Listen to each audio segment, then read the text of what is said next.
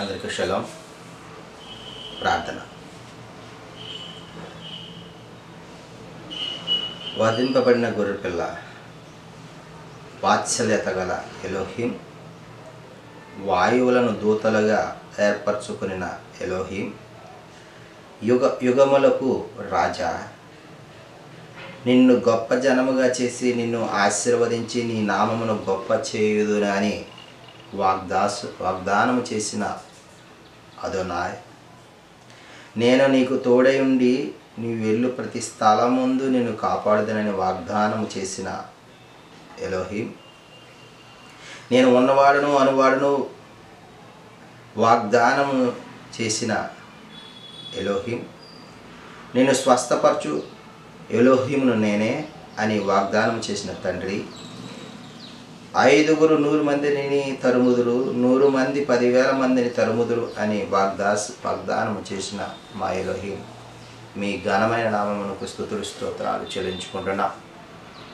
ఈ ఉదయకాల సమయంలో నీ వాక్యమును ధ్యానించే అవకాశం మాకు అనుగ్రహించి సజీవుల లెక్కలో ఉంచిన విధానం బట్టి మీకే వేలాది స్తుతులు స్తోత్రాలు చెల్లించుకుంటూ ఈ మా మనవలు మా రక్షకుడు మర్చిపోయిన నజరేయుడైన యేసు మెస్సీయ నామమున అడిగి పొందుకుంటున్నాం తండ్రి, ఆమేన్.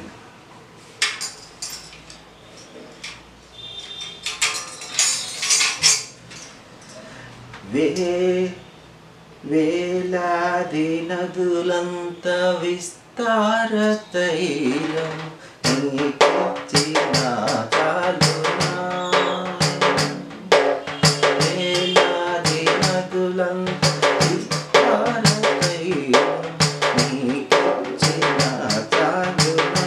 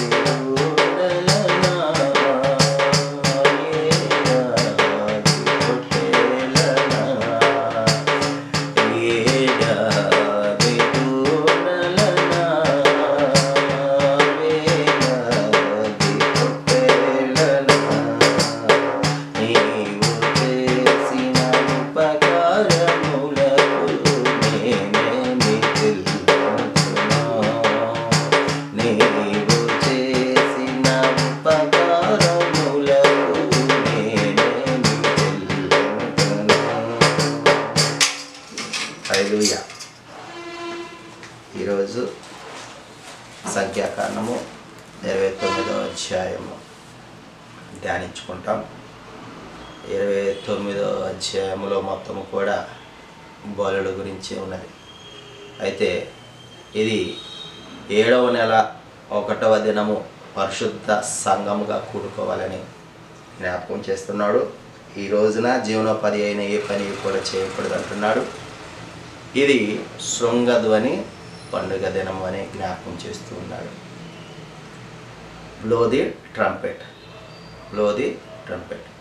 ఈ ట్రంపెట్లో దహన బలిగా ఒక కోడె, ఒక పొట్టేలు, 7 గొర్రె, ఏడాది 7 మగ గొర్రె పిల్లలను మరి అర్పించాలి.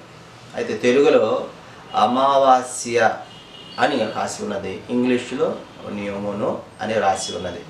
నెక్స్ట్, అమావాస్యకు అర్పించు దహన బలి, నైవేద్యం, నిత్యమైన దహన బలి, నైవేద్యం, పానార్పణలు ఈ దినమును కూడా అర్పించాలి. అలాగనే 7వ నెల 17వ దినమున పరిశుద్ధ సంఘంగా కూడాలి. జీవనోపాధి అని ఏ పని చేయకూడదు. ఇది 7 దినముల పండుగ ఆచరించాలి. 7వ నెల 15వ దినం నిత్యమైన దహన బలి, నైవేద్యం, పానార్పణము 7 దినములు అర్పించాలి. 7 దినములు అర్పించే దహన బలులు, నైవేద్యాలు ఏవైతే 13 కోడెదూడలు, 2 పొట్టేళ్ళు, ఏడాది మగ 14 గొర్రె పిల్లలను అర్పించాలి. ఇక ఒక్కొక్క కోడెదూడతో 3 10 వంతుల పిండిని, నూనెతో కలిపిన గోధుమ పిండిని ఒక్కో పొట్టెలతో 2 తూములో 2 10వ వంతుల గోధుమ పిండిని, ఒక్కొక్క గొర్రెపిల్లతో 1 10వ వంతు, తూమిడిలో 1 10వ వంతు గోధుమ పిండిని అర్పించాలని జ్ఞాపకం చేస్తూ ఉన్నాడు. అలాగనే పాప పరిహారార్థ బలిగా 1 మేకపిల్ల. ఈ 7 దినములు కూడా ఇవి. మరి 2వ దినమేమో 12 కోడెదూడలైన, మిగతా 2 పొట్టేళ్ళు, 14 గొర్రెపిల్లలు, 1 మేకపిల్ల. ఇది కామన్. కోడెదూడల్లోనే ఒక్కొక్కటిగా తగ్గిస్తూ వచ్చాడు. 2వ దినము 12, 3వ దినము 11, 4వ దినము 10, 5వ దినము 9, 6వ దినము 8, 7వ దినము 7.